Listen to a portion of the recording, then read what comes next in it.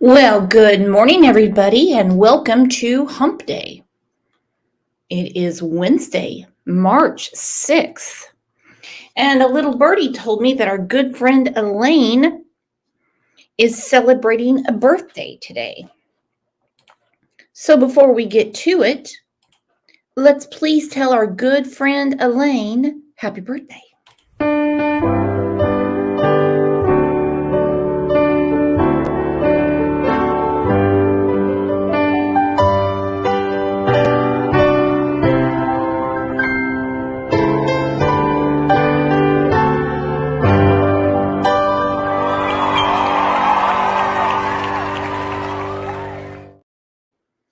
And tomorrow is our friend Connie's birthday, and I guess it's my birthday because West Virginia said thank you for your hard work, Brooks. Well, you're welcome. I do have a sidekick. His name is OJ. He's got his own line of clothing right now, as you have seen. There he is. Tragedy Pimp. That's right. Don't ask for any sensitivity out of OJ. Matter of fact, on TV several weeks ago, they were talking about how they had rescued a cat with 3 legs. OJ seemed to find that hilarious. I had to replay it for him several times. You can tell when he's amused, and he's never amused at good things. But children that are abused does not entertain OJ or myself. It makes me damn sick. And what has come out overnight about the ongoing SA between, I shouldn't say between because it's certainly not consensual, Stefan to Madeline makes a lot more sense now. We already knew that there was going to be some nasty deeds going on, but the length of time. I want to know what it is about these pervs that they pick a birthday.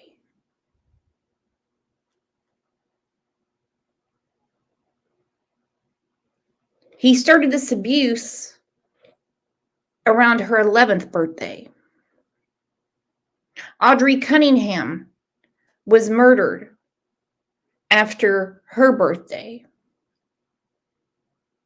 I'm not going to say the victim's name, but if you ever followed the case of Argelio Pupo and Morgan Keene from the same place we're talking about, we're not talking about the territory, not talking about the state, not talking about the county, just telling you that they're from the same area. He began abusing horrifically his stepdaughter around her birthday. So what's the deal with the birthday?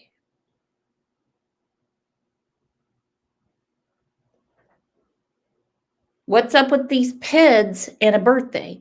They think they're going to get the kids all hyped up. Oh, look, you've got your cake, you've got your presents. Now it's daddy time. What is that supposed to mean? It is sickening. It is sickening. Thank you, Missing with Manda. She is making it rain already. My goodness. And I think it's going to rain here today for sure. Real rain. But this is a better kind of rain because it grows the community.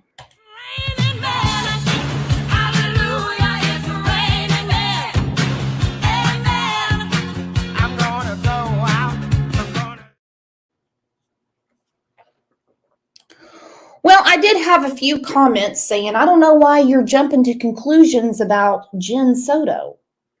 Well, I didn't jump to conclusions. I used my noggin. And I realized through her interviews, something wasn't adding up. And now law enforcement is coming out saying, something's not adding up. Your daughter at that time was missing. You can't mistake when you last saw her. You cannot mistake when you last saw her walking and breathing and, hey, Mom, have a good day. Okay, you have a good day too. I'm not going to take you to school today because I'm going to go back to bed. I worked too hard at Disney last night. So, my boyfriend, my pogo stick, he's going to take you. You can't mistake that. You know when you last saw your daughter. You know when the last time you talked to your daughter. And I just have a feeling, not accusing, but I have a feeling Jen's about to be in deep doo-doo. The person I have been talking to said that she had a lot of issues with Stefan the last couple of years. One thing was she had had a vertical sleeve gastric done, and she had lost a lot of weight. And she was confused as to why he poured so much more attention onto Madeline, or Maddie, as she was referred to, than her. She didn't like it. As I said, through her Facebook, which now is totally shut down. It's not that she just changed the name like she did a couple of days ago. It's totally shut down now. I was friends with her on Facebook. Not before, but after. Anyhow, I invited her on the show. Come say your truth. I don't clip anything. I don't edit anything out. Maybe you got an unfair deal, from, the media. They just use what clips they wanted. Well, she didn't take me up on the offer. Not like you're going to get anything for it anyway, but you speak your mind, right? You get to tell people what only you would know.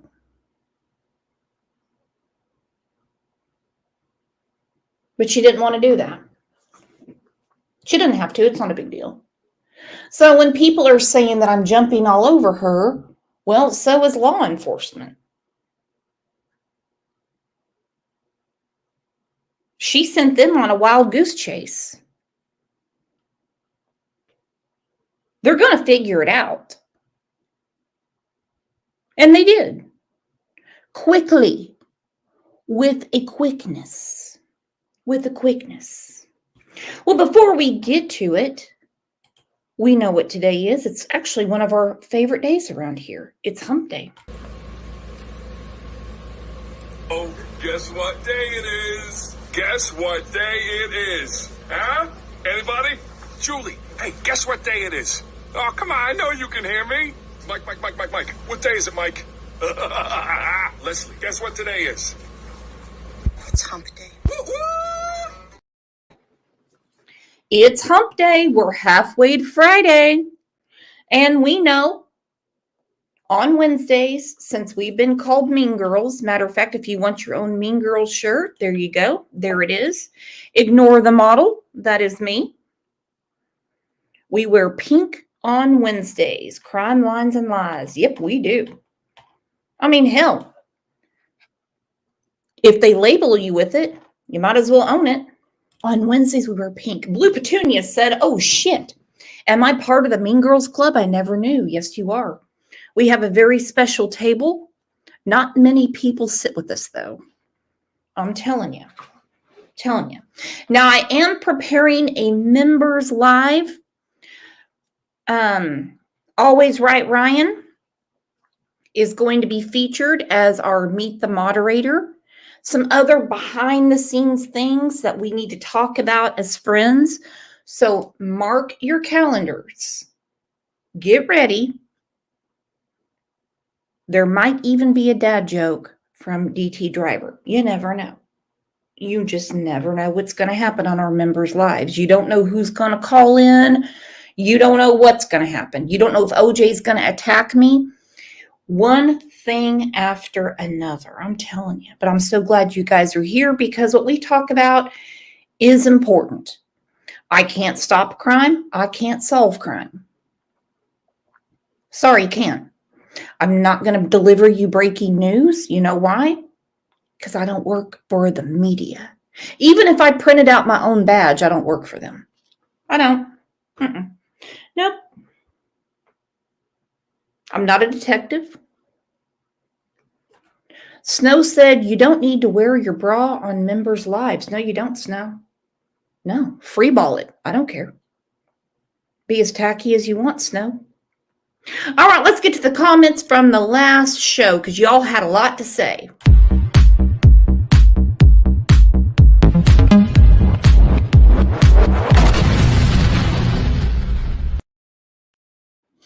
Erica 5185. She's responding to how Jen Soto said that Madeline, because of her attention deficit, which is going to be proven to be untrue. Mark my words.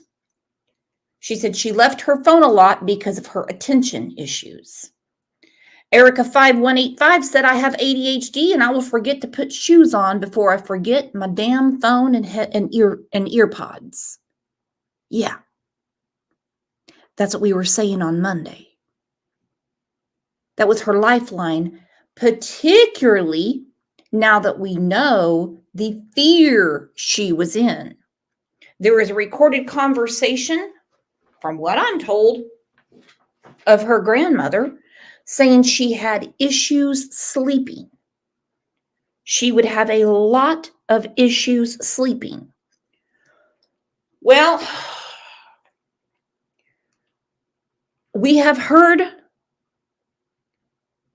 not personally, but we have read about other children that had issues sleeping because they never knew when their attacker was going to come into their room.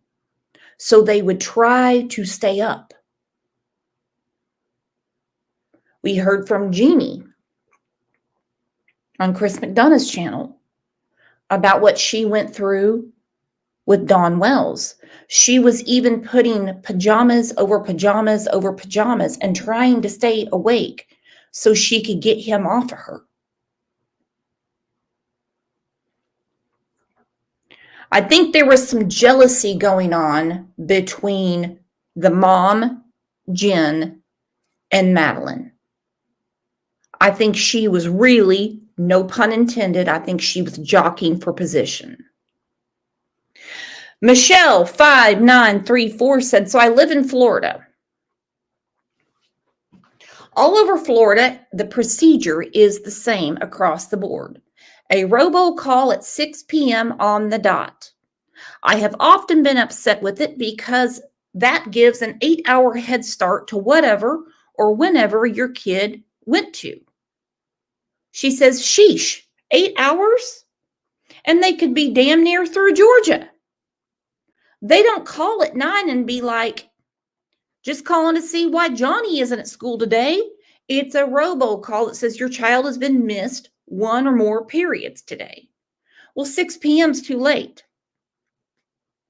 So y'all in Florida need to get a hold of your local school board and say, that call needs to come out at 8:45, period. 8:30, I don't care. By the time they get done with attendance, it's got to go out then. And she's not the only one that said that to me.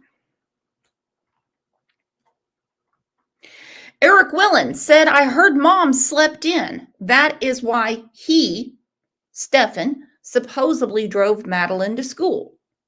I don't believe mom worked all night. I believe mom stayed.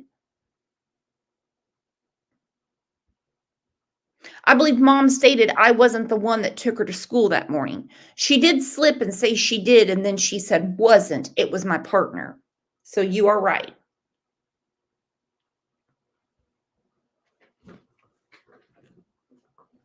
A lot of people are confused about the interviews and how Stefan's cracking his knuckles and kind of looming over Jen, and how Jen Soto is trying to comfort him. Sloth Brothers says Stefan may have said to Jen, hey, you know they will be thinking it was me if you tell them I was the last one with her. So he probably put that in her head that she needed to cover for him on that. I agree with you 100%. I do. And I'm so tired of these people, not just women, but men too, that take up with the side piece more than their own child. That's why I have an issue, well, like with Al Stout and Letitia. I said, no, hang on. Dad's new girlfriend doesn't get to play mommy and discipline your children. Doesn't work that way. Maybe over time, when a relationship is built up and there's trust, that's one thing. But no, side chick doesn't get to play mama. Neither does new boyfriend. I don't care how long they've been together. They've been together since 2018.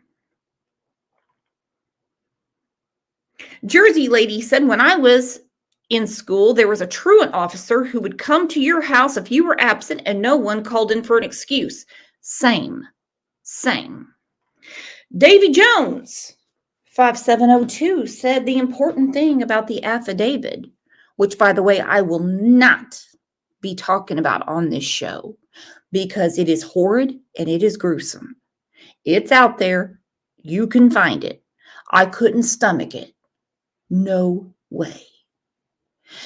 Davy Jones said the important thing about the affidavit is that it describes a visual trait on the abuser that should allow for easy verification. Oh, yes, it did. Whether the boyfriend is the man in the video. It also mentions that the victim is clearly underage, which would indicate there is evidence of the victim being below the age of 13, in which case the abuser may face the death penalty. And this is true for the state of Florida. Even without the element of murder, he can still get death for what he did to Maddie. Now, in the case of Argelio Pupo, he got life. Now, the only way I can make sense out of that is because he was convicted in 2022. The new state mandates and statutes didn't come out till later. Amy in Boston said, why hasn't he been charged with murder yet? It could happen today. It could happen next week. It could happen after Easter.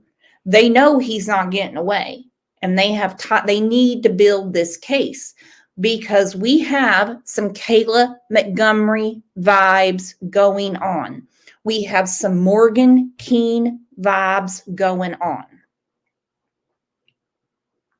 to where mama knew more. You start that clock, it's a race. It's not a sprint. It's not a jog.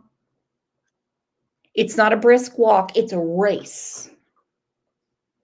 And to prosecute someone and find them guilty, prove them guilty beyond a reasonable doubt is something I would never want to touch. Couldn't imagine the stress and the pressure that these district attorneys and prosecuting attorneys go through.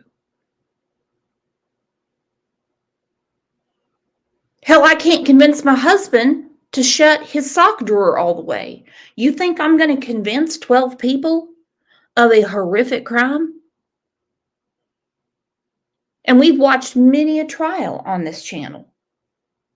We know it's like meticulous, it's redundant, and they're really trying to hit it home. And we're all sitting there going, why are we going through this again? Well, there's methods to the madness. There truly is. All right, I'm going to drop the link to see if anybody wants to come up and tell me what you're thinking. Because I know you guys have a lot to say, and I want to open up the panel. You are welcome to come up and visit with me. because this is just horrific. How did she not know? You don't have to be a child psychiatrist to understand a difference in a child's behavior, particularly the messages we have seen that she has sent to her friends. No. All right, let's get to it. As you know, people are saying, what are you doing just jumping on the bandwagon saying there's something wrong with Jen? That Jen would really, she's the best mother in the world. She would never do anything. She would never do anything to hurt Maddie. Okay, I'm not saying that she would. But I want to know why she was not more forthcoming with law enforcement. You can't lie and say you saw her that morning. Well, explain this. Explain this to me, Jen. What was she doing? Was she eating breakfast? Was she washing her face? Putting things in her backpack? I don't know. You're the mama. What was she doing? She didn't see her that morning. She's lying to cover for him.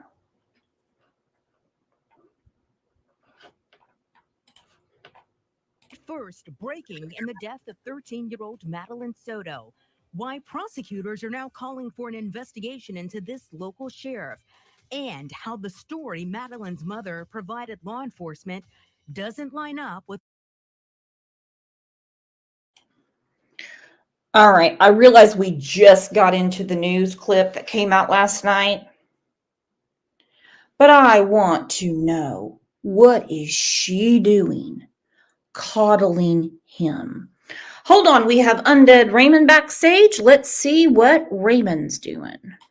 Hello, welcome. Hello. Good morning. I hope your day's going better. Can you hear me? Hello? Hello? Loud and clear, my friend. Hold on. I'll get there.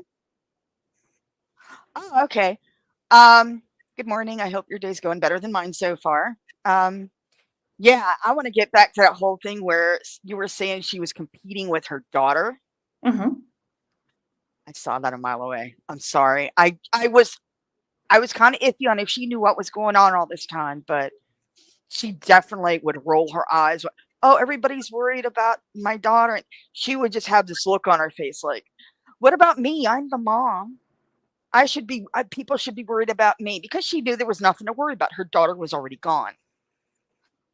You can't tell me there wasn't something weird going on with that. That is not normal behavior.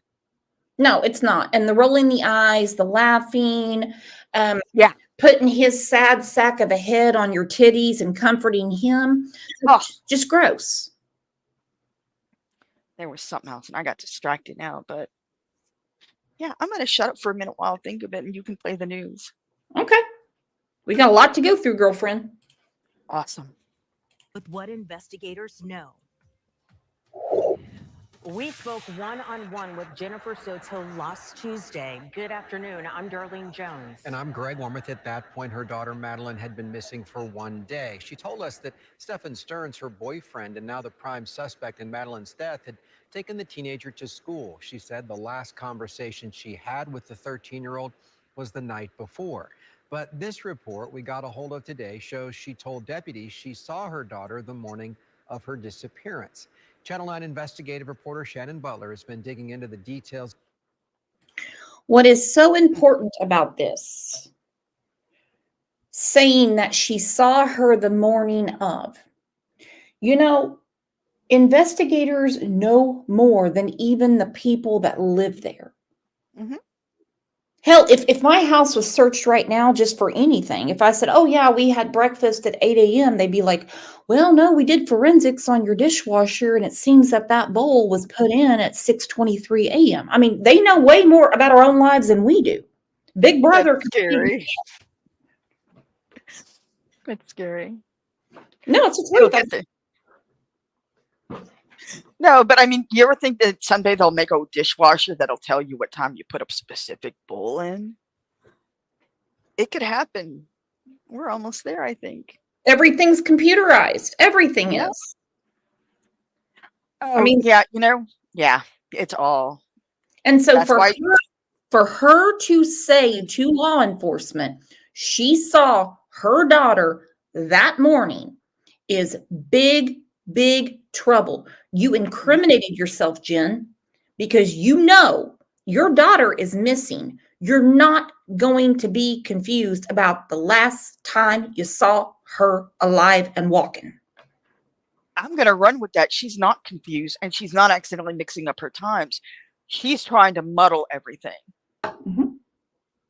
There's nothing accidental in anything she said so far. And I know when I was in the chat, oh, by the way, I want to apologize for cutting people off in the chat the other night because it was a little crazy. Every time I'd open my mouth, I get beat to the punch. So I'm used to that. So I talked over people. I just want to give a quick apology and thank you for having me. And I know they said, oh, don't compare crimes. I never compare crimes. I compare criminals. Thank you. I have lived with sociopaths, psychopaths, and the worst criminals because I got shipped to them when I was a teenager. I've observed the lingo. And one thing that all sociopaths and all these crazy people and the criminals all have in common, they all have a hive mind. It's like the lies they tell and the excuses they use, it's almost verbatim. It's scary. And when she said, oh, we took, well, aside from the we took her to school just like any other day. It wasn't like any other day. It was the last time you allegedly saw your daughter. Casey Anthony told that same lie. I dropped her off with the nanny just like any other day and went to work. No nanny and no job. Every time they have an alibi, it's just like every other day. Like Adam Montgomery. I dropped her off with her mother. I've got, like you said, it's not the crime. We're not comparing victims. We're comparing criminals. And it's like they all have the same playbook. Same lingo, everything. And it's a little scary. Whether it's a guy that stole a car or somebody that hurt their child, it's all the same lingo. And that's what police are trained in. So well, they have everything's done by time and money in our world. Sounds crazy, but it is. So you can't say I saw her at 8 a.m. when they can tell by the forensics in the house there's no way she could have been alive at 8 a.m. Or if she saw her at 8 a.m., she would have seen her daughter deceased. So that's what she has to answer for. She has shut down all her social media. She's probably getting an attorney today because the heat is on. I'm going to put you backstage and bring you back. Okay. And I'll see you in chat because we got other people piling in and it gets too confusing for me if I have a ton of people on. You know what? I'm going to take a break and listen while I clean up. And if I need to pop in, I'll just rejoin later. Yep, you do it, girlfriend. I'm right here. Well, hello, Pat. How are you? Good morning. I'm fine. How are you guys doing? I'm just trying to piece all this together. And as we have talked about, over the last almost 3 years on this channel, it's always an unusual day when someone goes missing and murdered. It's never the same old, same old. If it was the same old, there'd be no investigation. I know. It's just, I'm a little under the weather, so my voice is a little bit low today. But it's just horrible. I haven't seen all of her interviews. So when you just said that she lied to the police and said she saw her in the morning, how can you do that? Your daughter's missing. The only interview I saw was where the man was standing behind her. Mm-hmm. And when she was talking, to me, I immediately thought, oh, something's wrong with her. Like she just didn't, again, evoke any sympathy from me towards her. So I thought something's wrong. There's something going on. But, I never try and go to the worst that she was involved or she knew. But her interview just didn't sit right with me. And now that she lied to the police, like, and jealous of her own daughter, if that's true, oh my God.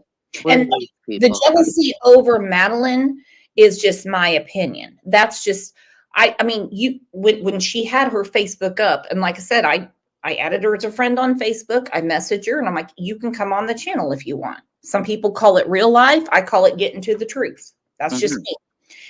And I was going through her posts and everything. Something tapered off with her relationship with her daughter, because she was posting a lot. And then she stopped. And then it became everything about her and the boyfriend. Like, here's one. Some people say, oh, he didn't work for Disney. Disney said he didn't work there. Let me tell you something about Disney. I had a very interesting email of a local that still works for Disney, has worked for Disney for quite a while, through a staffing agency, because Disney does not want the responsibility of saying they're on our payroll. They will pay staffing companies. So when someone says, is that your employee? They can easily say, we didn't hire them. They're not saying they're from a staffing company. Anyhow, both Stefan and Jen worked for Disney. And I don't care if they worked for the local warehouse market grocery store. I don't care. People are getting really inflamed with the Disney thing being brought up. But he got exclusive tickets to many things. Last night, she said, last night was Disney's iridescent evening for cast members, and it was such a blast. We had an empty park all to ourselves, unlimited snacks, drinks, and ice cream. Really felt the love from all the cast members. Proud to be part of this 50th anniversary celebration this year. That's only for employees. Right. And she went as his guest because he's an employee. Let me tell you what, right now, unless you are a billionaire, no one is going to get that park to themselves. No. Or you win something on the damn radio and you get to go. Right. His hairdresser, I say hairdresser, the chick that was cutting his hair and his ISIS looking beard, she said that he was always bragging on Madeline, and that how he was so proud how he has raised her for so many years. And he was getting her exclusive tickets to Disney. You can't do that just from living in the town. Yeah, I'm sure he was an employee. They just don't want to say it, but that's big business. They're not going to admit anything. Whereas we know, if he's not a registered RSO, then even if they did a background check, what are they going to find? Mhm. Like, I'm not defending them at all, but if they've employed people that have been registered in any type of crime, not misdemeanor jaywalking, but anything above that level, like, I think they should be held accountable, and maybe they should look into their hiring policies if this hiring agency isn't doing a great job. But who knows? We don't know if people, work there with records. Well, if they do things under the guise of a staffing agency, then it's on them. They just send in people to, take tickets, sweep, put on the goofy suit, and welcome people. But yeah, he did work there.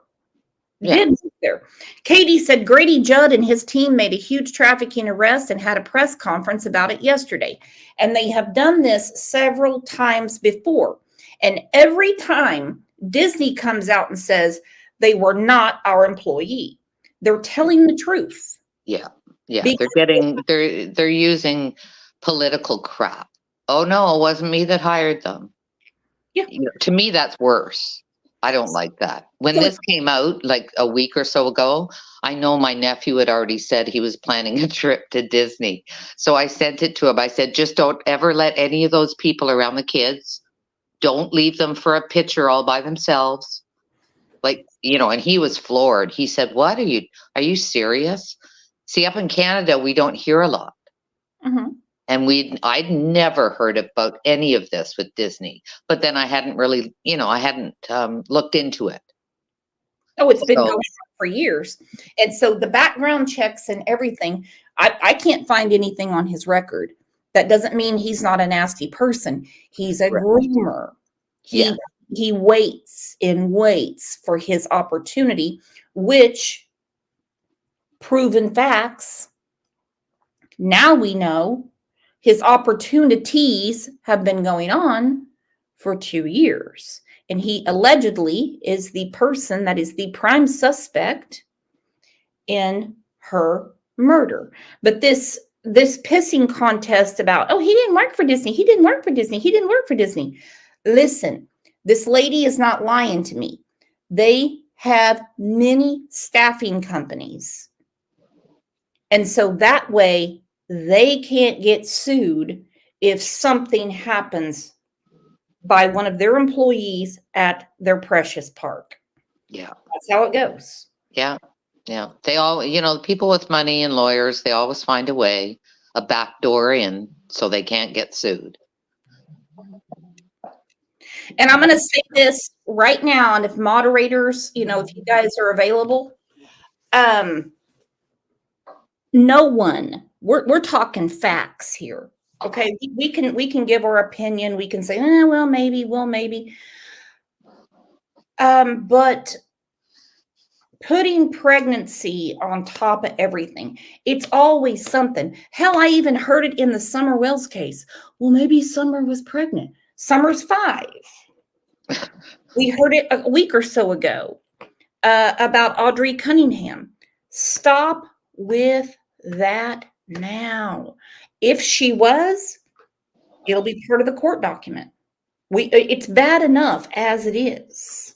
I get it. There's tons of rumors going around, but I don't really address those until we know.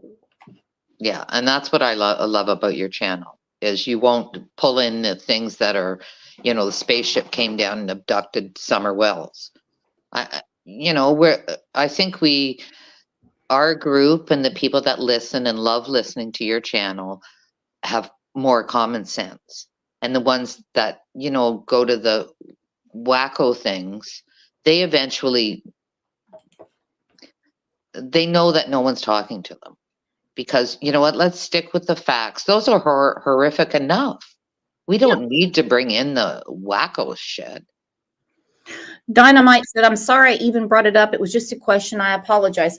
I didn't even know you said anything. I'm sorry. It was just on my notes. I didn't go after you, Dynamite. I love you. And she could have been. I doubt it. I just think that's reaching a bit too far.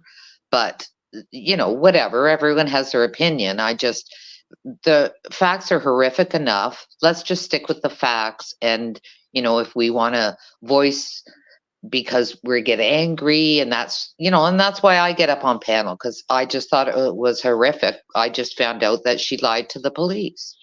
That's disgusting. Who could do that about your missing daughter? Mm-hmm. Like, where does that come from? I just don't understand that thinking. I don't. The name of our channel, it's not my channel. I've said it before. I'll say it again. I'm the least important person on this channel. It's you guys and what we're talking about, and of course, OJ. But let me tell you, it's called Crime, Lines, and Lies for a reason. Criminals lie. And when you lie to the police, it means you have something to hide. The line is the crime line, which is the timeline. Everything is measured by time. Whether you want to understand that or not, or believe it or not, I'm just talking to the wall right now, not you guys, because I know you're smarter than that. OJ, get out of my shit. We all know what time we have to be at work. We know what time we have to be at the doctor. We know times of things. We know if we're having a birthday party for our child, what time it is. We know that. We get it. One of the first things we learn in school is how to tell time. They might have changed it, considering how the world works now. But we know time. If we call an Uber, we know what time they're going to be there. So police measure so many things on time. Yeah, totally. And we can usually figure out a lot of things about time. I'm sorry, I'm just stuck on her lying. I for what? To have somebody stay with you? Like, give me a break. Yeah. Yeah, how big was that? I mean, come on. How good was that salami stick? Come on. Yeah, really. How'd that work out for you? Your daughter's dead. She said to the media, which it's not a crime to lie to journalists. She said she went missing between 8:45 and 9. How would she know that? We're talking about an abduction window, because we know in the case of Michael Vaughn, that is his timeline from being abducted. True abduction. Family's not involved, friends aren't involved. It's a true abduction. But then she says she sees her alive at 8 a.m. She sees her. That messes up their timeline. That's a horrible thing to do to your child, to protect him. Yeah, it totally. Like, all the time they wasted going after all different leads. Why does she not see that? Why did she not see that? You know, where is this brick wall that now puts the boyfriend ahead of her daughter? No. That's what I want to know too. It's not right. It's not right. And you know what? If other people are out there would do that and that are listening or are jealous of their daughter, please go get counseling now, because it's not normal and it's going to get someone hurt one day. And, you know, we're to look after the children, the little children, you know, on the street. My son used to say to me, Mom, you're going to get in trouble one day. Why do look at what you're doing? Like, I had somebody who was screaming at their kid because they wouldn't get on an escalator, you know, and of course I stepped in. Like, you know, you have to help. We have to help, you know. And I just said to the woman, oh, are you having a bad day? Come on, honey, I'll take you down. And I picked her up. The mother wanted her to walk on her own. Well, she was afraid. So who cares? But, you know, we have to step in and help the little ones. Yeah, you do, because they're defenseless. That's right. You know, they're defenseless. Chuck Anderson has a question. He says, I'm so behind in this case. Does anyone know if drugs are involved or alcoholics? No, nothing like that. It's pure perversion. That's what we're dealing with. Yeah. Pure perversion by Stefan that he put towards Madeline. And it seems that the mother was covering for him when she went missing. So let's get to what the police are saying. Was the night before. But this report we got a hold of today shows she told deputies she saw her daughter the morning of her disappearance. Channel 9 investigative reporter Shannon Butler has been digging into the details of this case. She joins us live in studio. And Shannon, that's not the only thing you noticed in this new report. Greg, no one has been charged in Madeline Soto's death, but we do know investigators are looking into who knew what and when. And some of that means looking at those initial interviews of the couple and the ones later on. Sources tell me the statements about the timeline are not consistent. Jennifer Soto told us last week that the last conversation she had with her daughter was about her 13th birthday party the night before Maddie disappeared. I told her goodnight, and yeah, that was it. But according to documents, Sunday night was not the last time Soto saw Maddie. New documents show that Maddie's mom told deputies on February 26th that she saw her daughter getting dressed for school at 8 o'clock that morning. Big mess up. Big effing lie. Because her time of death is going to come out. You told investigators you saw her getting ready for school. I have a feeling, since you described her clothing, You saw her deceased and you're covering for him. My opinion only. Oh, I didn't know that. Oh, God. I hope it's not that bad. I do. I'm just, because she has another child, doesn't she? Wow. I don't know of any other children. Oh, okay. I thought I heard she had 2 children. I hope to God she doesn't. And I do wonder, because they seem to have a very tight family, family celebrations and everything together. I am curious to know what are her parents saying?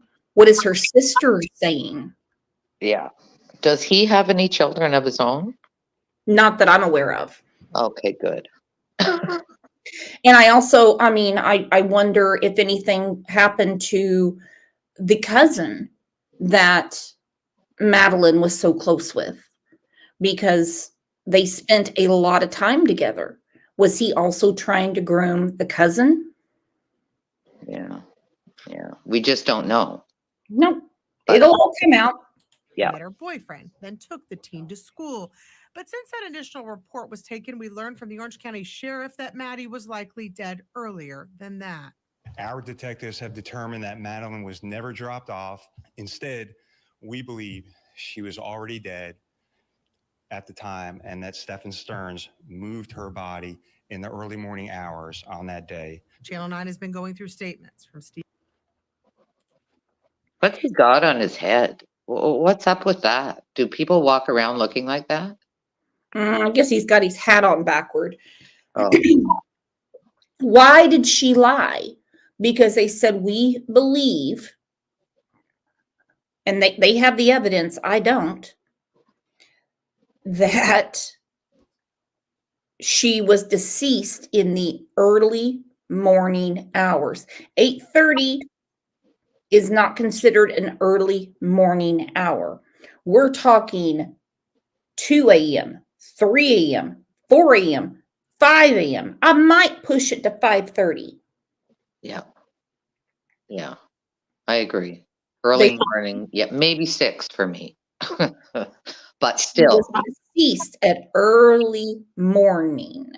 So for her to say she saw her at 8 a.m. and tell the detectives that, well, that changes a lot for them. Even 15 minutes changes a lot for their investigation. What a horrible thing to do to your daughter. It is. It's absolutely horrible, and I hope she gets charged big time for that. Because it's just not right. It's certainly not motherly. And but I think there is people out there that would do that because none of us think we're going to be conned. None of us. That's a failing in a lot of people. We don't think we're going to get conned by someone who we look into their eyes. Yeah, I've heard that before. Yeah, I've heard that before. Well, people believe what they want to believe, and that's the truth. Yes, that's true. Very true. Yep. Even when the truth is facing them, the truth can slap them across the face, and they're going to ignore it because they're going to believe what they want to believe. Lisa Durr said he was putting the backpack and computer in the dumpster at 7:30 a.m. It's on video. So we know she was deceased way before that, because no way, thank you for bringing that up, Lisa Durr, no way would he throw her stuff away if she's alive and then take her to school. Right. Yep. That's right. Stephen Stearns and Soto trying to piece together what happened in the last few hours of the little girl's life, starting with our interview of the couple. Her mom told us last week. We dropped her off at school, close to school. She wanted to walk the rest of the way. But in that same interview, then said, I wasn't the one who took her to school in the morning. That was my partner. But yeah. detectives believe Maddie was likely dead early Monday morning because a video timeline shows Maddie's belongings being dumped in a dumpster at 7:35 by Stearns. At 8:19, Sheriff Mina said video shows Maddie in Stearns' vehicle believed to be deceased. Since then, the case has moved to Kissimmee Police, and sources tell us that Soto has been interviewed multiple times by detectives at 2 agencies and that they are looking closely at all the statements she's made. But officially, Kissimmee Police won't comment. So this initial report also shows that Stearns told investigators that after Maddie got out of his car, she stopped to look in that book bag before he drove away. That same book bag was found actually in the dumpster. After her death, he then said he went home for about an hour after going to the vape store and running errands. He was home that day until 2:30. Detective. Go ahead and just throw in a Dollar General while you're at it. Start at the vape store. You know, kind of like Candace had to go to the hippie hut and everything like that. Stopped at the vape store. Yeah, like I said, go ahead and throw in a good old Walmart run or Dollar General. Yeah, I know. We know what's going on here. We can see it. It's ridiculous. But I wasn't expecting this.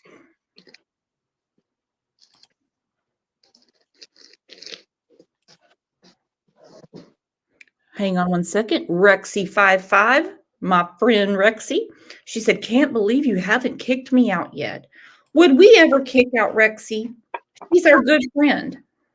Sure. I've never wanted to delete her or anything. That's okay. No. And every now and then you do mod, Pat. You've had a wrench, almost as long as Susan and Aggie. Yeah. Mm-hmm. We do know what it's like, when you're outside and you've got your phone in your pocket. That's right. I learned now how to do it. I can go outside, and if I take chat off, then I can't time anyone out. So I can still put my phone in my pocket. It just took me a year to learn that. But that's okay. That's cool. Okay. Just got to get into the technology. Not that Amber, welcome. Not that Amber just became a new YouTube member. Let's welcome Amber, everybody. Welcome, Amber. Well, this is not a welcoming thing to me. Madeline Soto had been SA'd by mom's boyfriend for years. This wasn't something that just went down the night before after her birthday. We do know that she was texting her friends saying that when she turned 13, she was going to go into the woods to live. I have a very hard time believing that there were not signs or signals around that house from mom, or that mom could have picked up on.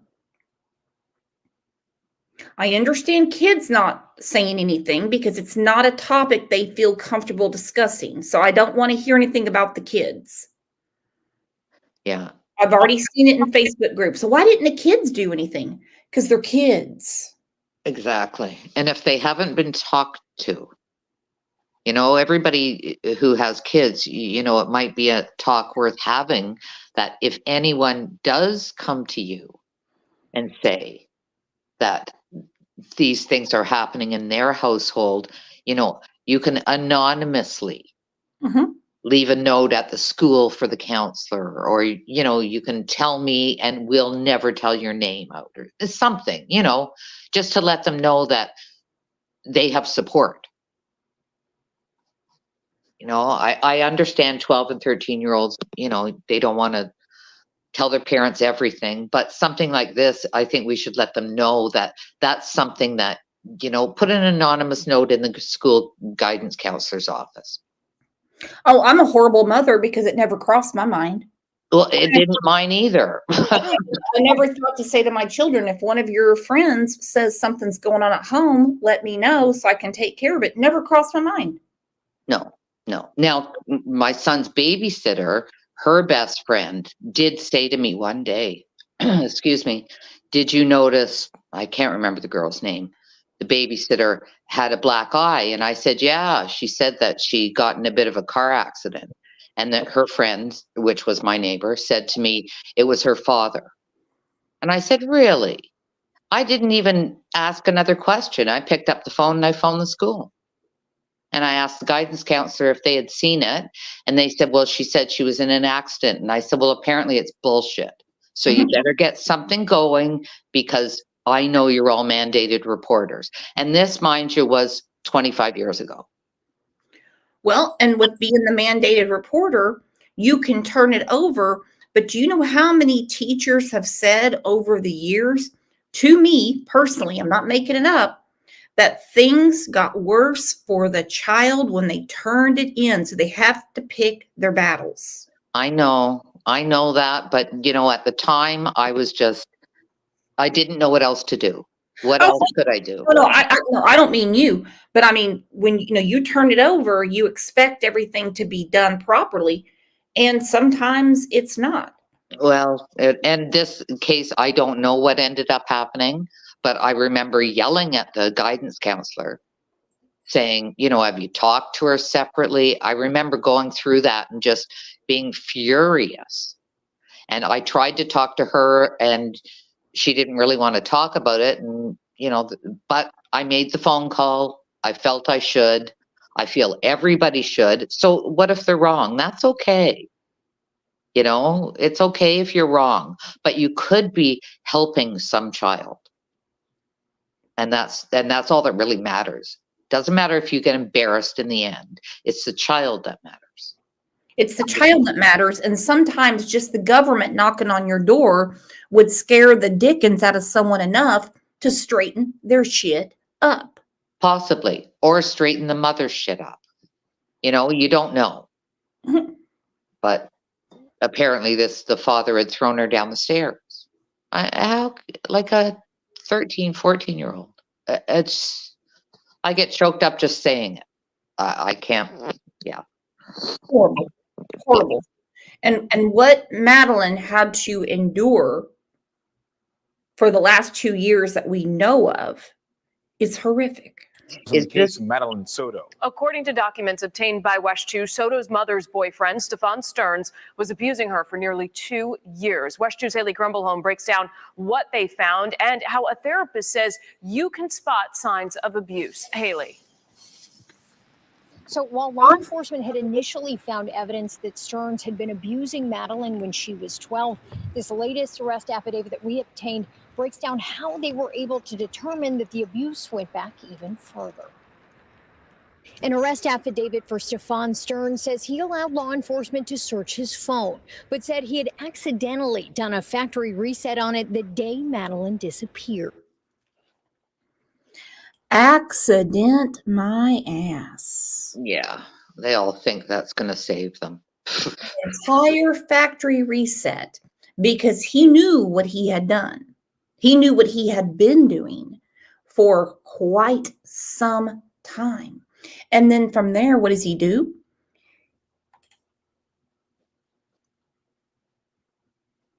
Factory reset. Well, guess what? Someone's always smarter than you. Someone is always smarter than the smartest person. Yeah. It's stored in the cloud. You don't think, all these companies don't have clouds. My son's an engineer for Google, and that's what he was an engineer for, the cloud. Everything is in the cloud. Everything. So that's okay. They can keep trying to delete. But the more as time goes on, the more computer programs are being written to catch this and save it. So, but that's okay. All of the creepos can get their own phones and we'll catch them one by one. We will. Even Josh Duggar couldn't get a hold of it. Couldn't figure it out. And he's got money. He has attorneys. He's in jail. And I will say this right now, this probable cause affidavit is scarier to read than the sickness we saw in the Josh Duggar. Oh, and I didn't listen to a lot of the Josh Duggar stuff. And I haven't read this probable cause affidavit, and I don't think I will. It just hits me too hard that I probably end up stopping listening to all these channels and stuff. But I feel that we're helping sometimes by just having an outlet to talk about it and bring more awareness to other people. Absolutely. And calling it out. There's nothing wrong with that. Don't make stuff up. Don't make your opinion a fact and misfeed it to anyone. That's ridiculous to do. But these are facts. Despite the reset, investigators say they were able to get videos and images off of the phone. And metadata showed some of what they found was from August of 2022, when Madeline would have been 11. Mr. Stearns is aware of what he's been arrested for. Stearns is now in the Osceola County Jail being held on charges of sexual battery and possession of child sexual abuse material. A therapist says it's important to talk to your kids about abuse, even if you think you don't need to. Some family members or some parents feel they're doing everything that they can to protect their children, so it doesn't come to mind to even ask those questions. Charlotte McCullough, a licensed marriage and family therapist, says there can be certain indicators that something can be happening with your child. Specifically for sexual abuse, things like mistrust, things like not wanting to be alone with a certain person, things like knowing about sexual things that's inappropriate for their age. She says indicators of emotional abuse can be depression, low self-esteem, and a lack of personal hygiene. When your child shuts down or becomes withdrawn, that is the time to lean in, not from an aggressive perspective, but from a caring perspective, and just talking to them, normalizing talking to your teens about everything, including abuse. Stearns is being held here at the Osceola County Jail on no bond for the charges he is facing. He has not been charged in connection with Madeline's death. If you know or suspect someone is being abused, we posted information on the Florida Abuse Hotline on WESH.com. And that is really important because even grown people that are violated in a sexual nature will not say anything because they've been violated. They're embarrassed. They feel dirty. And one thing they said, which has stood out to me in other cases, when their personal hygiene, when they stop that, because for one, they're afraid of being unclothed, and two, they feel like they're not worthy. Yeah, I didn't know that was an indicator, but that makes sense, what you just said there. Well, I think about this case, which is also a couple of years ago from the same area. Again, not picking on Florida. Love me some Florida. Love the Sunshine State. Firefighter and girlfriend. I'm sorry. At the time, she was the girlfriend. They got married later. Firefighter and girlfriend brutally SA 7-year-old girl to teach her how to have a baby. Oh. We had a whole group about this. Now, I am still friends with the little girl's grandmother. She turned her own daughter in. Good. A Florida man and woman are behind bars after allegedly carrying out disturbing SA on a 7-year-old victim. News reports that Kissimmee firefighter Argelio Pupo, 32, and his real estate broker girlfriend Morgan Keene, 27, are both facing capital SB of a child and related charges. According to authorities, police arrived at the couple's, I can't pronounce this name, I'm just going to say home, on November 11th. This was in 2020. Was it 2020 or 2021? I don't know. One of those years. It's been a while. After a call concerning a disturbance, someone who is the grandmother contacted police after Keene's 7-year-old, who lived in the home with the couple, said that she was being forced to do SA that she did not want to do.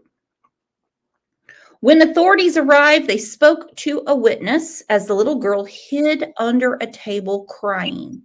She also peed under the table because she had told. She saved herself. The attacks reportedly happened between May 1st and November 12th. We know it was longer now. We know it started around her birthday in March. 2 witnesses spoke to investigators about the alleged abuse. One victim showed authorities some videos of the little girl explaining what had happened to her. Now, that happened the night that the grandmother called. So it's not like she had this video the whole time. Right. The victim mentioned they were trying to teach her how to have a baby.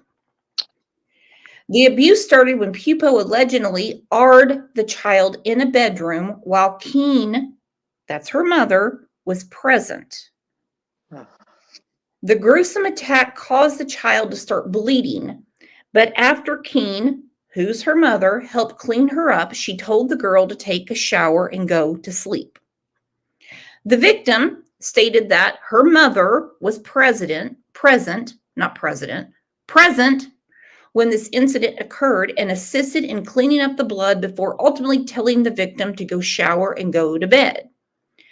The following day, her mother, Morgan Keen, reportedly texted with an obstetrics nurse friend and led the nurse to believe she was inquiring about her own vaginal tear. The friend told Keen to go to the doctor. Instead, Keen reportedly took the victim to Target, where she bought a sewing kit. Oh, God.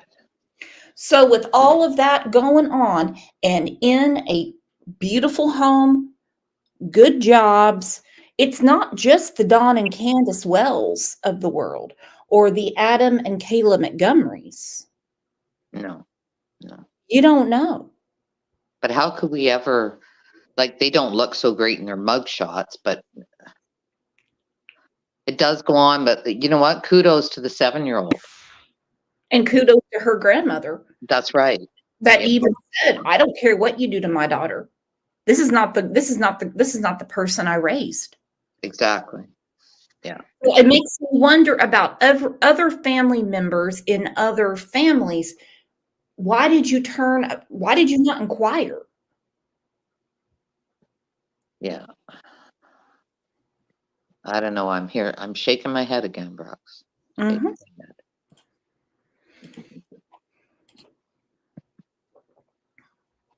Eileen said, I hope they got long sentences. Argelio is in jail for life. As far as Morgan, I would have to look it up. Maybe True Crime Beat can look it up and let me know because she's right there. And we do know that the sheriff or somebody that works for the sheriff in the case of Madeline Soto made a boo-boo. And I'm not going to show the pictures, but did put out on their Instagram actual crime scene pictures that show her deceased. As if Madeline Soto case couldn't get worse, you are not going to believe the latest disturbing news. And this was put together by Evil Exists. So, 13-year-old Madeline Soto's body was found a few days ago, and her mother's boyfriend, Stephen Stearns, is the prime suspect. I'm waiting for more charges to be added on. Also, I strongly believe that Madeline's mother needs to be carefully investigated to make sure she had no knowledge of what was going on. Her interviews are what alarms me the most. She is so calm, comforting her boyfriend, not showing any emotion at all really. I mean, it's only natural to question what exactly she knew since this has been going on for 2 years. Anyway, here is a new crazy twist. Yesterday a photo was posted on Instagram by Sheriff Marco Lopez. It seemed to show Madeline's deceased body. The photo was quickly deleted. The clothes in the photo was consistent with the clothes that Madeline was wearing when she vanished. How disturbing is that? The caption of the images were, "Great day with our seniors," followed by an emoji of a smiley face wearing a halo. So, was that photo really posted accidentally or intentionally included? To make matters worse, on the same day as this accidental photo, Nerva Rodriguez, a civilian sheriff's office employee, shared a photograph on her personal Facebook page posing with Stephen Stearns. It was captioned, "If God's love has been poured out over your life, don't allow evil to keep you away from what he has prepared for you." I have a feeling that there's going to be some internal affairs investigations into this. Because if a picture of Madeline deceased, propped up in the back of the car, was leaked out to Instagram, I have seen it. The sheriff has apologized, so it's not artificial intelligence. He's apologized. He's owned it. And it got leaked on an Instagram? Mm-hmm. Yeah, on their main page. And then you have this woman taking a selfie with him, with Stefan. Yeah. I don't know. No, I'm not going to show the picture. No, thank God. Thank you. So disrespectful to Madeline Soto. Are people really using her case for their own personal gain and notoriety? They are. I don't think the sheriff posts anything to that Instagram. I don't think for a second that the sheriff does it, but the sheriff is the one, the buck stops here. The sheriff is the one that has to apologize for anything that goes on in the office.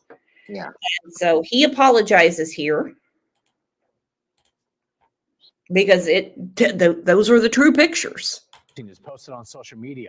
The photo reportedly shows the body of 13-year-old Maddie Soto after deputies found her body on Friday. The person accused of posting it, the Osceola County Sheriff. Fox 35's Hannah McKenzie is joining us live here in the studio tonight. So Hannah, Sheriff Marcos Lopez is now apologizing. We want to be...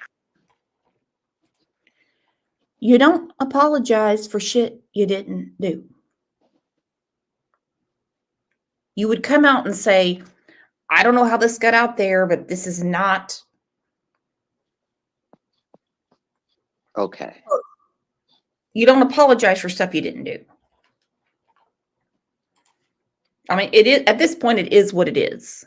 Yeah. Clear here, we are not airing the photo. It has since been deleted from the sheriff's Instagram page, but as we all know, if it's posted to social media, someone is going to see it and save it, which is how we got a copy of it.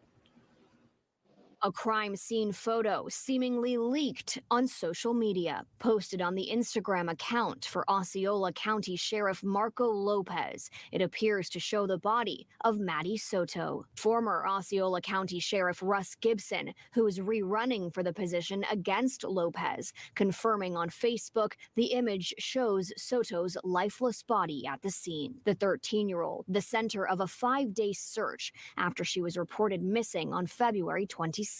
Her body found March 1st in a wooded rural area of St. Cloud.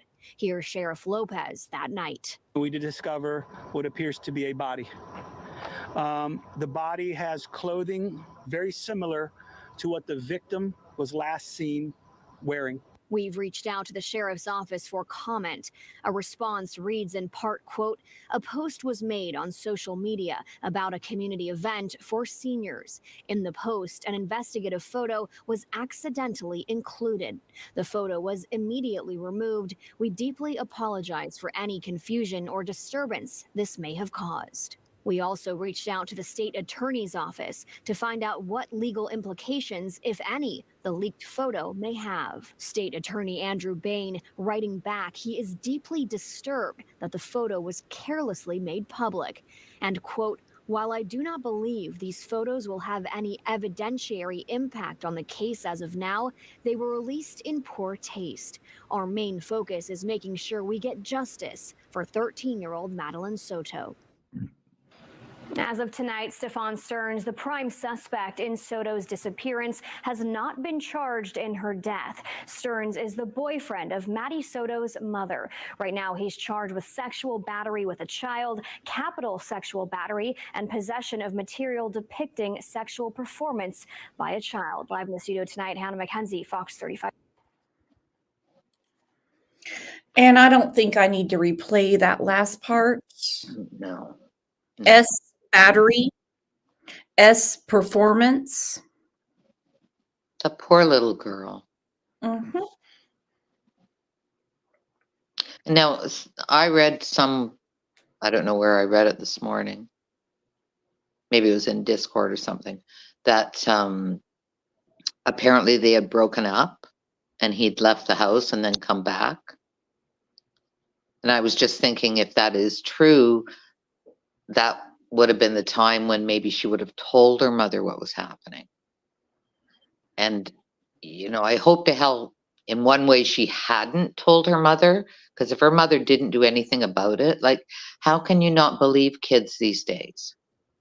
There's so much out there in the world that it, you know, in this day and age, if a child comes to you and says something, you have to believe them. You have to believe something is going on that led to what they're saying to you. Yeah. And, Or- and, or you know, just- here, look at my phone. Look at what he sent me a picture of. Mhm. You know, like if the mother had seen any of that, she should go down as much as he is. Big Well, time. my question is, I understand that they were kind of on again, off again over the last couple of years, which makes sense now, knowing what we know. The abuse on Madeline, horrific abuse, Yep. started when she was 11. We know the charges: Yeah. sexual performance, SA, sexual battery. These were recorded on his phone. My question is, how close were you with old boy that you didn't know what he had on his phone? Yeah. Makes you want to say, okay, everybody out there, make sure your hubby gives you access to his phone. And if he won't, why? Yeah, I answer my husband's phone. I mean, I've never gone through my husband's wallet, but you know, I never felt I had the need. But then again, maybe that's the innocence these women go through. I don't know. I don't know. I'm putting my hands up. I felt dead. Let me have yours. The first time he says no, I'm going to be like, what the hell's going on? You got to sleep sometime, dude. Yeah. Well, you know, I heard a long time ago that if you have a suspicion that your husband's having an affair, you get up in the middle of the night, grab his phone, and hit redial. And apparently, so many women have caught their husbands because the last call they make is after you go to bed at 10 and he doesn't go to bed till 12 or 1. Mm-hmm. And sure enough, it happened to my boss, actually, the owner of the dealerships. And he was telling me about it. And I said, I'm sure I told you to delete your phone. Not that I agree with affairs, but, you know, I remember laughing at him, saying, well, you guys are all stupid. But luckily. But anyway, there you go, women. If you ever have a suspicion, apparently it works a lot of times. Yeah, and it goes both ways too, because I mean, women, I mean, they hide their phones. I mean, I say all the time, look, I don't have a boyfriend. I don't have anything going on. Get my phone. I don't care. Yeah. You're going to see a lot of videos of OJ. That's pretty much it. Yeah. Yeah. You're going to see some recipes I have screenshotted, but I mean, I'm boring. Yeah. That's what I said. In 2 years, she never was in his phone. Yeah. 2 years, and they're together. They're celebrating stuff at Disney left and right. I mean, they are together. So in 2 years, he's crashing at your house. You're on the pogo stick. In 2 years, you never look through his phone. And the day your daughter goes missing, he accidentally, in quotes, does a factory reset. Yeah. And then, boom, he's in jail because he has been recording the horrific abuse he's been putting Madeline through. 2 years. I'm not talking about the night before. And she's not thinking about to go through his phone because she's in a panic looking for her daughter. She's stressed about her daughter. 2 years. If the investigators found 2 years worth of recorded abuse, why couldn't her own mother? Yeah. Yeah. Especially with the one that happened just the week before or 2 weeks before, Audrey.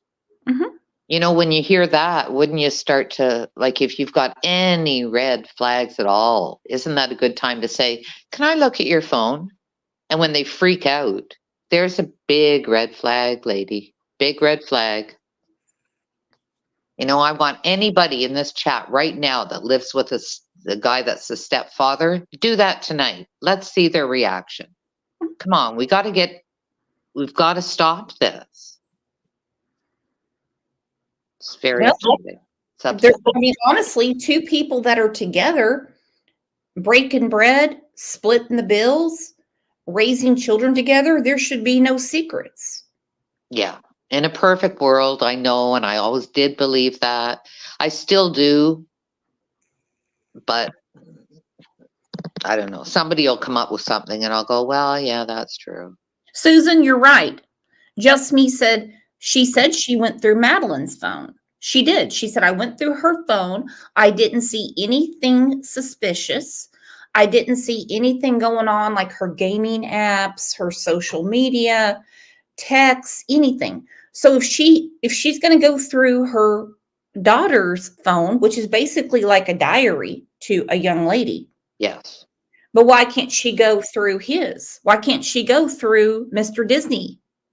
Yeah. Yeah. Everybody, you should be able to. If you're living with someone sharing your whole heart, your life, your children, why? What reason on earth could they say no? You know, and if you give them a time about it, yeah, they can delete stuff and put it in trash. We'll go into trash. You can find it in settings. But see, these peds don't do that because they love to watch what they were doing. Exactly. That is a very true point. So therefore, it's going to be there somewhere. Yeah. All right, now we're going to go through this. Pat, if you want to stick around, I would love it. If you want to hop into chat, whatever you want to do. Don't want you to think that you're in the hot seat all day. No, I am going to jump into chat though, because I've got to get a drink. Okay, sweetheart, have one for me too. Okay. No. All right. I love everybody. I'll talk to you in chat. Love you, Pat. Monzy Smoke said it does have to stop. It does. Curvaceous said, I've never felt the need to go through my boyfriend's phone. And that is just fine. I don't go through my husband's. But I don't have a reason to. If his phone rings, I'm like, oh, hell, he's on the shitter. I just answer it.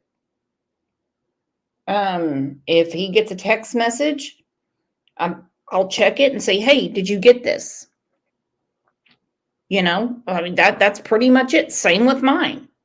Hell, some of you have gotten text messages from my phone back from my husband. When I'm like, I'm busy right now, you know, tell Jules I'll call her back in a second. Jules is no detective, but she can tell it's not from me because, you know, my husband and I have different lingo. OJ, quit pretending like you're sick. Here, I'm a licensed clinical psychologist and body language expert, and today we're going to be analyzing the behavior and body language of Stefan Stearns. Stefan Stearns is the boyfriend of Jennifer Soto, who is the mother of Madeline Soto. Madeline Soto went missing, but her body was recently recovered. Stefan Stearns has since been arrested due to what was reported as illicit content on his phone, which he attempted to wipe the day that Madeline Soto went missing. Before we get started with this, I wanted to remind you of a couple of things. One, this is not a psychological evaluation of any kind. These are just my opinions. Two, this is not about anybody's guilt nor their innocence. I'm just going to be commenting on the body language and the behavior that I observe. I also wanted to say that I want to respond to this comment before we go any further. You are so right, Chris's 2 cents. And I love that name, by the way. It's a trophy. It's a trophy. So when people like Stefan allegedly record these nasty deeds, and who would be attracted to a child? Who would think of a child in any sort of sexual way at all? Let's face it, usually kids are like, I'm hungry, I need this, I don't want to wear that. Oh, I don't want to eat leftovers. No, it's the last thing you think of. That's this, I can't even imagine. But you're so right. It's a trophy. You hear about these serial killers, and when they go through all their weird ass storage units in their cars and shit, they'll find stuff from the victim. They'll keep a sock. They'll keep panties. They'll keep a pair of glasses, one earring, and they relish over it. You are so right. It is a trophy. That's the reason that the accidental factory reset happened the day she went missing. It's going to come out how many more times he watched his perversion and dirty work. It's going to come out.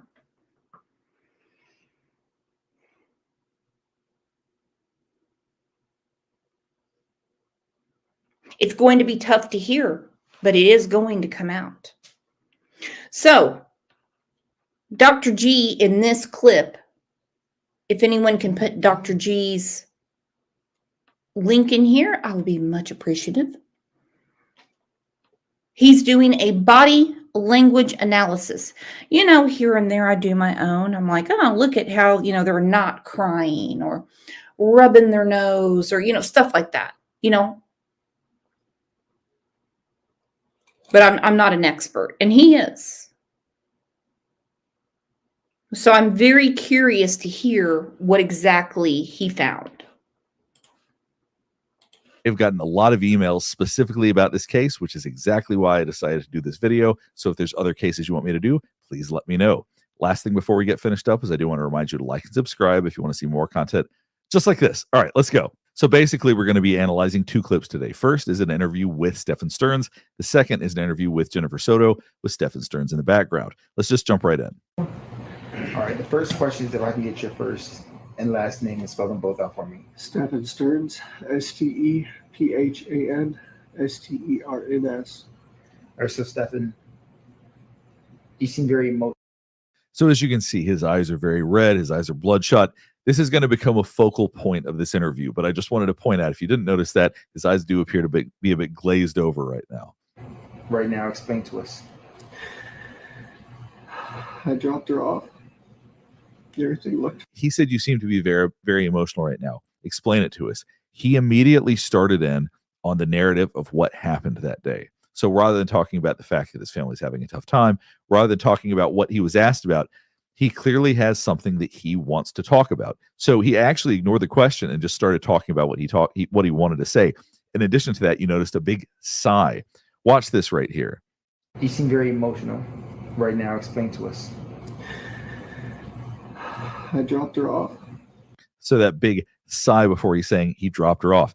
We tend to do that as a way to relieve stress. We need to take in more oxygen when we're feeling stressed out. So that big breath out can oftentimes be a way to try to calm ourselves down. So he's just trying to calm himself down, talking about what happened that day.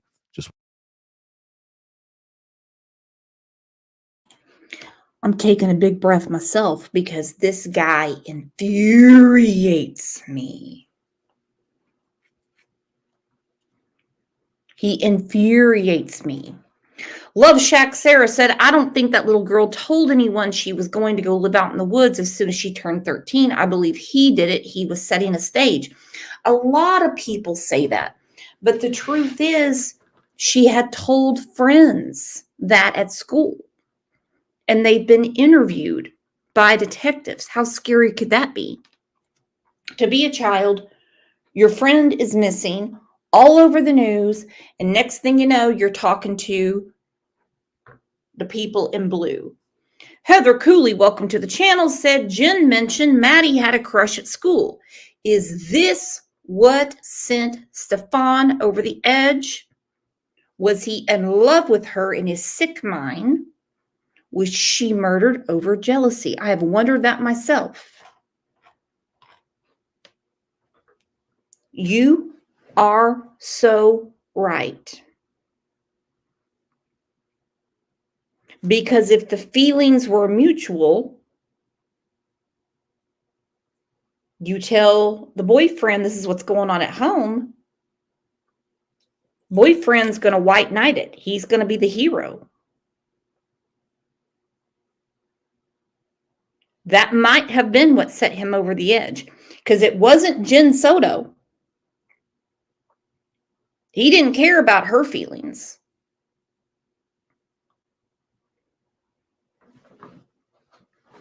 He didn't care. Even when she dropped all that weight after having her vertical sleeve gastric bypass, he didn't care. He was 100% tuned in on her daughter. That's all he cared about. He lavished her with gifts, attention. You look pretty today. What did you do today? What are we going to do when mom goes to work?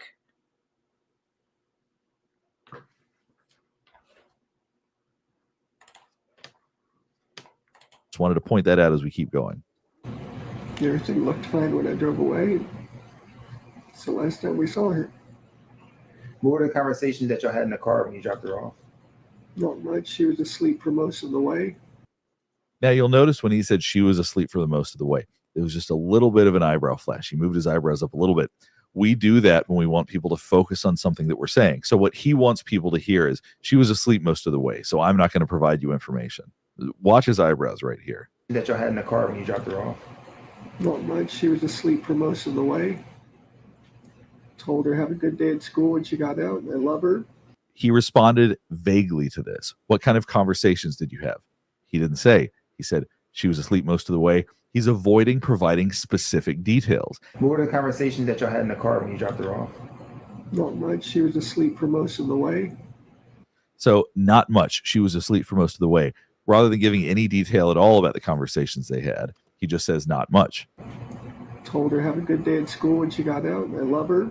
She said thanks, love you too. That was it. And so we're...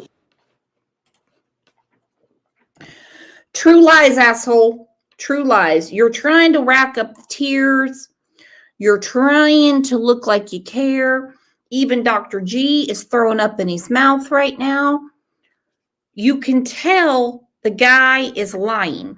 No secret to us now, because not only he's lying, he has a lot to hide. He doesn't live in some state where they're going to easily forgive and forget what he had been doing to Madeline. He's in Florida. She's under the age of 12 at the time when this began. That's called the Big D, and I don't mean Dallas. The DP. Dolores said, I'm sorry, but I feel these weirdos seek out low self-esteem single moms with children of their preference, and I couldn't agree more. How many times have you seen a woman and a dude together and you wonder, how'd you get him? He's a good-looking dude. Well, hang on. How come you've got the good job and he's a POS, good-looking dude, but come on. Get it together, girlfriend. The hell you doing? Where do you think she could possibly be? I mean, this isn't, as I was told, this isn't normal behavior. This is not normal behavior. She's not the type that would just run off. And you'll notice, once again, he's avoiding answering almost any question directly. Where do you think she could possibly be? I mean, this isn't, as I was told, this isn't normal behavior. This is not normal behavior. She's not the type that would just run off. We don't know where she can be. And we're scared. I dropped her off early. I could have waited longer. She looked okay. She was walking towards the school when I saw her. It was like any other day, so I went on with my day. It's hard not to blame myself. What is the Now, you may have noticed that you're hearing some sounds related to crying, like sniffing and a wavering voice, but we haven't seen a single tear. And I always think that that's worth noting. Crying with no tears always stands out to me. Now, that doesn't mean that everybody has to cry because they're upset. But if you're doing all the things related to crying, wiping your eyes, sniffing your nose, speaking with a wavering voice, then you tend to assume you're going to see at least one or two tears. We have not seen any yet. It's hard not to blame myself. What has the conversation been with Jen since? She's been very... And after he said, it's hard not to blame myself, there was a big sigh afterward. It seemed like there was some relief after getting that piece out before going on to the next. So you'll notice he does have a tendency to let out big sighs sometimes. It's hard not to blame myself. What has the conversation been with Jen since? She's been very... a lot stronger than me. She's been holding it together really well, and it just keeps coming in waves. Just the reality keeps hitting. We don't know where she is. We don't know if she's safe. See, there's the eye wipe, but there are no tears. Whenever there's crying without tears, it always is worth paying attention to. Like I said, not everybody has to cry. Everybody has a... You know, like Candace Wells. Oh, it sounds horrible. It's not helping me. I read a very interesting article the other day when I was doing some research about Maddie's case, and I was just kept thinking, why does this keep happening? Why are these people, these sickos, attacking children? Why are they preying on children? And there is a correlation. Don't eat me up for this. I'm just telling you what the article said, where they said that there is so much porn on the internet, and they purposely make the women in these pornographic movies look younger. And their minds are so tripped up watching this that they go after younger people. Whether that's true or not, I don't know. I didn't do the study. Kind of makes a little bit of sense to me. When you think about it, I don't watch porn. I know I got my ass handed to me in here the other day on Monday when I was told, oh no, pornography, it's consensual. And I'm like, well, I don't think it is, because these women are on drugs.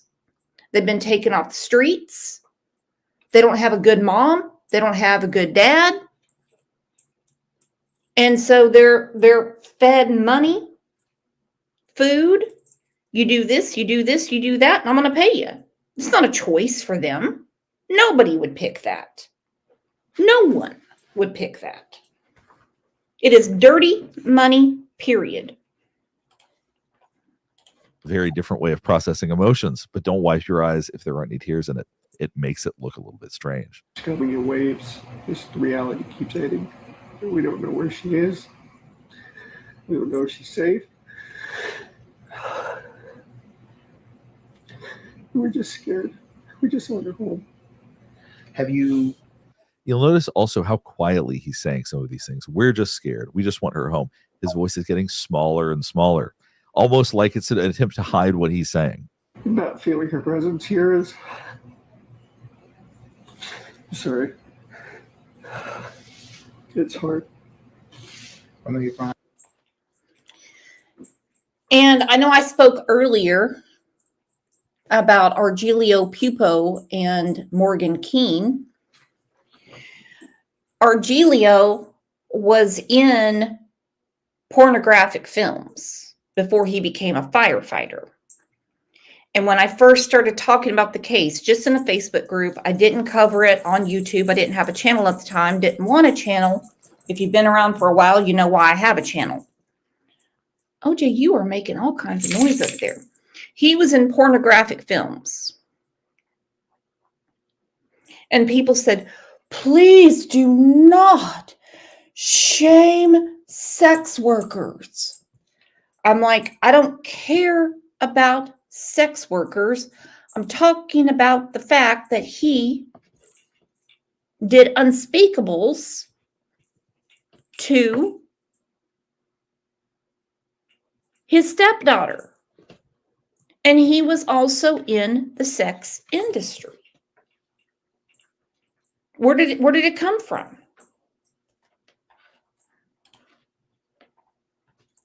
All right, don't need to apologize. What do you want our viewers to know when they? I think anybody watching this probably already knows what I'm about to say, which is that his performance when it came to the crying and when it came to having to stop himself for a second, we still haven't seen a single tear, despite the crying or the sounds that go along with crying. When they see this, she's a sweetheart. She's a very sweet, kind girl. Just please be nice to her. Bring her home if you find her. Tell her that we love her. Now watch his eyes right here. This is interesting. Very sweet, kind girl. Just please be nice to her. Bring her home if you. So for a second, it seems like he was tempted to try to plead to the camera, but lost his nerve. This only lasted for a split second when he started this, but rather than acting as though he's actually talking to somebody, it's like he starts it, but then doesn't commit. Just please be nice to her. Bring her home if you find her. Tell her that we love her. Wherever she is, I hope she's okay. I mean, if someone were to come in contact with her. All right, now let's watch a little bit of the interview with Jennifer Soto. We're going to watch his body language as he sits in the background. It was, and this is important. I'm telling you, had law enforcement not been so efficient and not locked him up and gotten their police work done as fast as they did, 2 more interviews, he would have been saying, I guess I'll see her in the resurrection. I believe in the resurrection. I'm a Christian. God tells me to forgive. Exactly, Lindsay. The please be nice to her irks me to my core.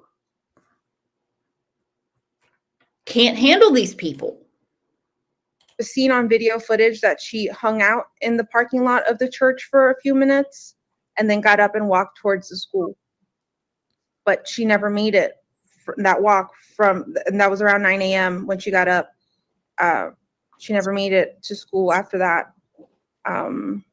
It's right next to the school. I don't know why she didn't make it. I don't know if something happened on her walk along the way or if she got. So you'll notice as she's describing what happened, as she's saying, I don't know what happened. I don't know if something happened along the way. He is getting kind of fidgety. Watch this right here. I don't know why she didn't make it. I don't know if something happened on her walk along the way or if she got taken, but she never made it. Yes. I went to pick her up after school, and she wasn't there. What an incredibly strange time to start cracking your knuckles during an interview. When she is talking about Madeline missing, trying to retrace the steps of what could have happened, he's sitting there, popping his fingers, popping his knuckles. Now, one thing I do want you to keep in mind, doing that can be seen as aggressive. Cracking one's knuckles can be seen as aggressive. It's also a way that we can relieve tension, but more than that, it can be seen as an aggressive act. So it's interesting that as she's talking about this, his reaction is not one of fear or anxiety, but it seems to be one of aggression. Was the last anyone seen of her or heard from her? Yes. I went to pick her up after school, and she wasn't there. So I started driving around, maybe thinking she took a walk. Maybe she decided to walk to my mom's office, which is pretty close to the school as well. Now, this may be entirely unrelated. I'm not trying to imply something happened here, but I do want you to keep in mind that as they're talking about her missing, this is when he starts focusing on his hands. Why that is, I don't know. But our brains don't do much of anything random. Typically, there's some meaning. Not everything's got a deep meaning. But why did he start thinking about his hands, start thinking about moving his hands around and flexing his hands when it came to talking about the fact that Madeline Soto was missing? Just very peculiar behavior. Drove around and I didn't see anything. I drove back to the school. The school was closed. I emailed one of her teachers. They confirmed that she was absent all day. At that point is when I called 911 because I realized something was truly wrong. Have you heard from any of her friends? Has she been active on any social media? She hasn't been active on social media. Now you'll notice right now his arm is a bit out. His posture is taking up more space. He doesn't comfortably have his hands in his lap. He's sitting in a position that you might consider dominant. Think about a police officer standing, hands on hips, taking up more space. That is seen as a powerful dominant stance. When we sit and we put our arm up or we try to take up more space in some way, that is oftentimes deemed a dominant stance. So right here, as he's sitting with his arm out a bit, this could be seen as trying to take up more space, trying to seem a bit dominant at that moment. None of her chats, none of her games. We did contact all her friends. None of them had seen her Monday or heard from her. Yeah, there's no update. You could also interpret his presence at all as being somewhat aggressive. Why sit behind somebody? Why not join for the interview? Why not talk about it ahead of time?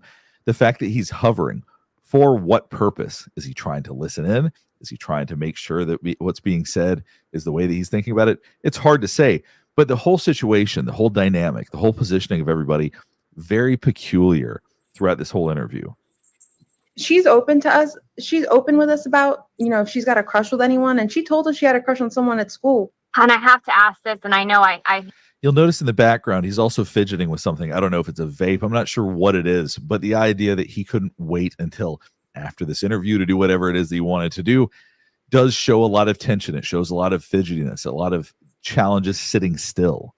hate doing it, but is she the type that would run away? Has this happened in the past or anything? Has she ever threatened to run away? Never. She's never ever mentioned anything like this before. And she's not the type to want to do this. And it's interesting that that was the moment that he seemed like he was listening intensely, asking about her ever threatening to run away or running away. It's like he was waiting to get through that. Then he started, I think he's vaping. I'm not sure. It's something that's making him turn away. But he was really keyed in during that moment, and then it seemed to have lost interest a little bit right there, or seems to have maybe found some relief. Has she ever threatened to run away? Never. She's never ever mentioned anything like this before. And she's not the type to want to do this. She's open to us. She's open with us about, if she's got a crush with anyone. And she told us she had a crush on someone at school. And I looked at their messages. Nothing was weird. I looked at all of her messages, all of her deleted messages. Now, when she said she looked at her messages and nothing was weird, it almost seemed like his body went to a position of relief. He's got his hand on his leg. He slumps down a little bit. Now, sometimes when people go dramatically down, it's losing confidence. I don't think it's so much right there. To me, that seemed like relief. With us about, if she's got a crush with anyone. And she told us she had a crush on someone at school. And I looked at their messages. Nothing was weird. I looked at all of her messages, all of her deleted messages. Nothing seemed weird. It didn't seem like she was talking to anyone. So I don't feel like that's the case. I feel like she may have been taken, because this is not like her at all to just disappear and not tell us, not let us know where she's going or who she's with. Yeah. What are you getting from law enforcement? All right. Well, I mean, who's us? It's like her to not tell us. Who's us? You and grandma? You and her father? You, her father and stepmother? You and her aunt? Or is it the ISIS looking bastard behind you? Is he the us? Who's the us? Just like I said, I asked on Monday, who's the we? These are important statements. That is a collective statement. That is more than one person. She's taking zero ownership. It's like her to not tell me would be one thing, but everything is grouped onto someone else. And what are you doing with this now? You delete all your social media? Can't say that I blame you for that, considering what people are saying. And everybody could be wrong, but the police will not be wrong. Police can be lazy. They can make mistakes. Hell, they can be corrupt as fuck. But there's always some overseeing agency that's going to get to the bottom of it.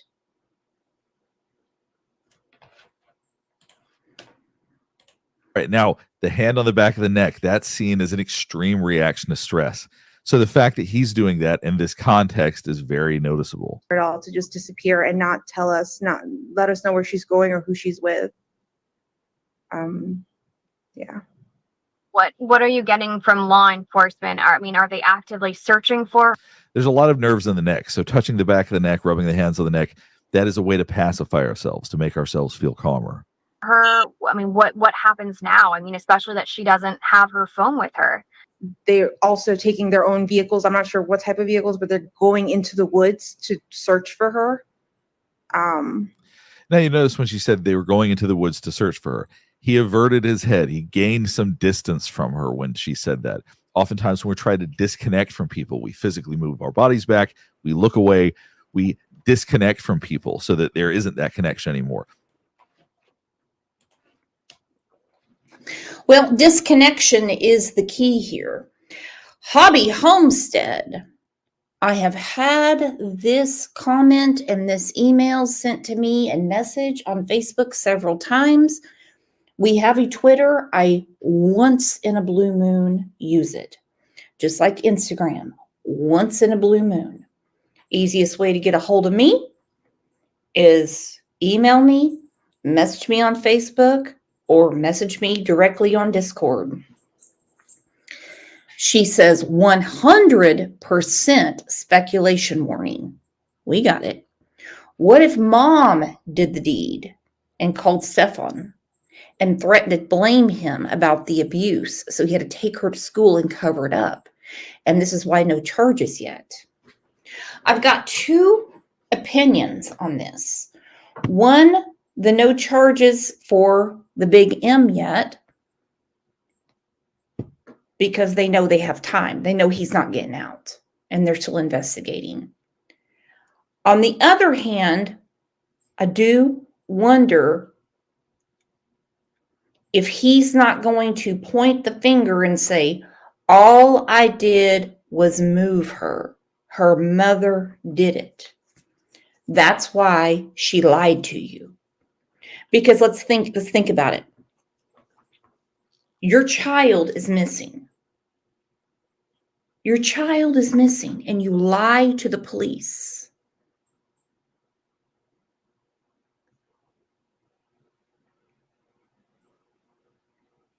You lie to the police. You throw off their timeline. You throw off their investigation. We already know because of the video and pictures, we know what he has done to Madeline over the last 2 years. And God be with that jury when they have to look at all of it, because they will.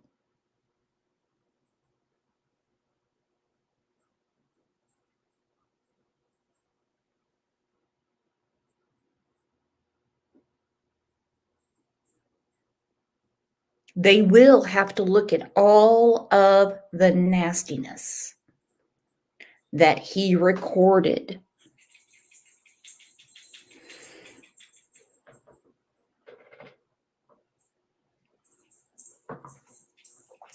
We know, according to mom in her own words on Facebook, she couldn't figure out why, with all her weight loss from having the vertical sleeve gastric, why he wasn't paying more attention to her. She bragged all the time about how he would shower Madeline with gifts.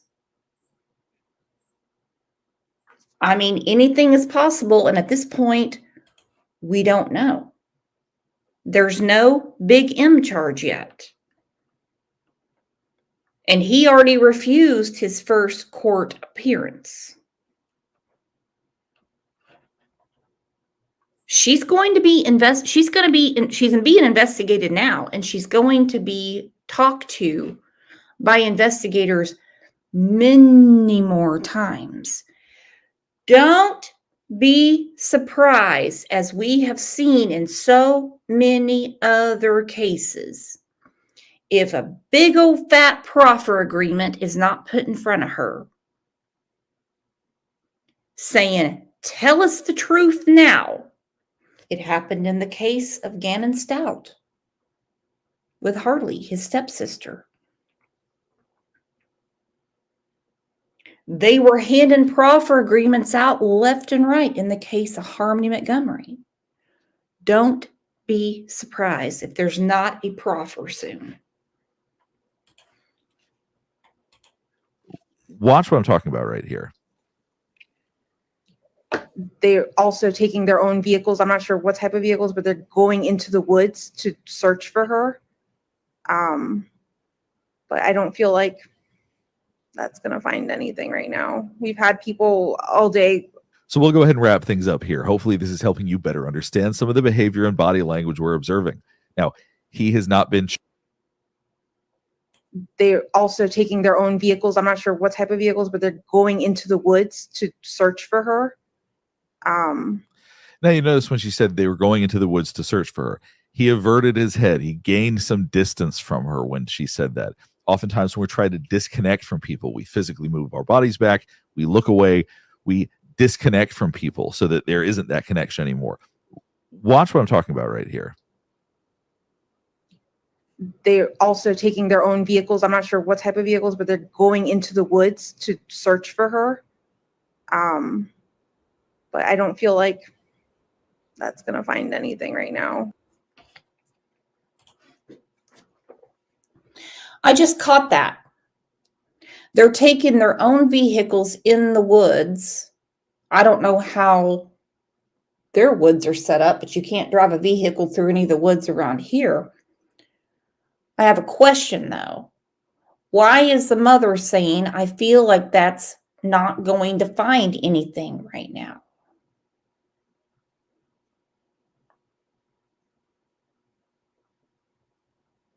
I understand women's intuition. I get it.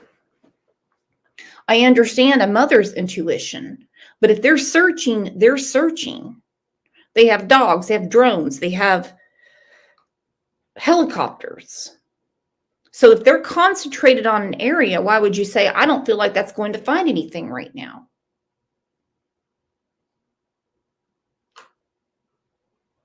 Makes zero sense to me. And at this point, it seems like she knew something wasn't smelling good in the hood. She knew.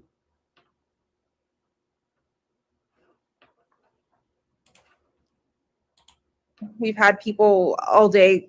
So we'll go ahead and wrap things up here. Hopefully this is helping you better understand some of the behavior and body language we're observing. Now, he has not been charged with anything related to Madeline's disappearance at this point. It seems like he's likely going to be charged with some other crimes related to what was found on his phone, but that's a whole nother issue. So I'm not suggesting that he was involved in this, but he did show some strange body language.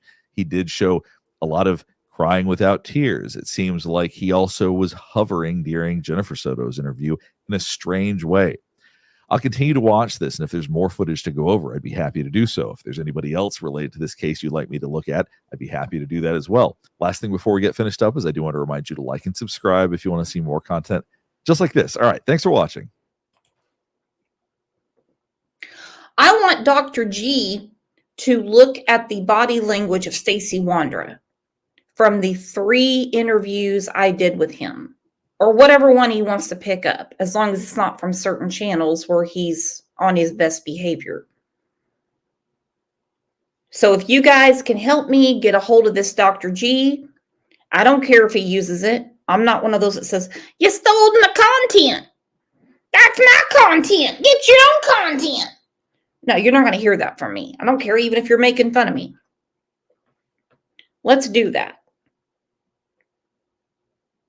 Because that case is coming open like a GRDA dam in the heat of summer.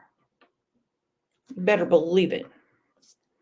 Well, you guys are the absolute best. We have a lot of new people in here, and I'm so glad you're here. Get to know us. I'm telling you, everyone here is so cool. Whether we agree or not, we can agree to disagree. People point stuff out all the time, and I just think to myself, damn, that was genius. I never even thought of that. Amazing. You guys are the absolute best. Not only are, in my opinion, the best chat and best community on YouTube, you guys are amazing, amazing friends. I'm going to put a post up on the community tab for members only after this. I just want your feedback and your thoughts on some different things. If I don't see it, then I'll see you in Discord, or I'll see you on one of the other Facebook groups. Most of them I'm shutting down right now because just not anything going on in there. Takes a lot of time and I don't have it. So again, you guys are the absolute best. Thank you so much for being here. Hey, mods. Thanks for rocking it. If you remember last year, March is for members, and we have our own holiday I made up. Mod Day. So be checking your mail because you know you're going to get a special gift from me like you did last year. Not anything that you want to sell to the Antiques Roadshow, but you know it is heart to heart. You guys are the best. You have a great rest of your hump day. Thank you for being here, and we will be back tomorrow at 9 a.m. Central Time.